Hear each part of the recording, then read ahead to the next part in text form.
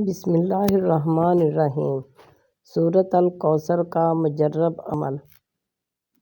ہر مشکل جائز مقصد کے پورا ہونے کے لیے سورۃ کوثر قرآن پاک کے 30ویں پارے کی سورہ ہے۔ یہ 3 آیات پر مشتمل ہے۔ اس کو پڑھنے کے بے شمار فضائل و برکات ہیں۔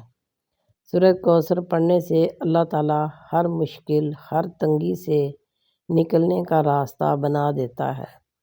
اگر آپ کسی حاجت کو پورا کرنے کے لیے سورۃ کوثر کو پڑھتے ہیں تو اللہ تعالیٰ آپ کی حاجت پورا فرما دیتے ہیں۔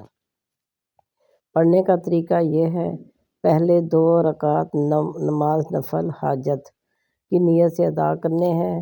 ہر رکعت میں 1 مرتبہ سورہ فاتحہ پڑھنے کے بعد 11 مرتبہ سورۃ کوثر اور 11 مرتبہ سورہ اخلاص پڑھنی ہے۔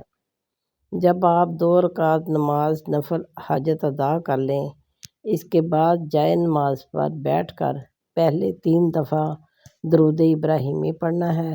اس کے بعد آپ نے 129 مرتبہ سورہ کوثر پڑھنی ہے۔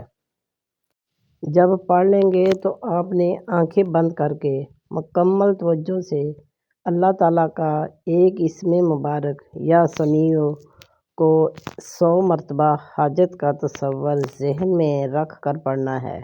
آخر میں 3 دفعہ درود ابراہیمی پڑھ کر رو رو کر اللہ تعالیٰ سے حاجت کے لیے دعا کریں۔ انشاءاللہ جو بھی مانگیں گے صبح ہونے سے پہلے حاجت پوری ہو جائے گی انشاءاللہ تعالیٰ۔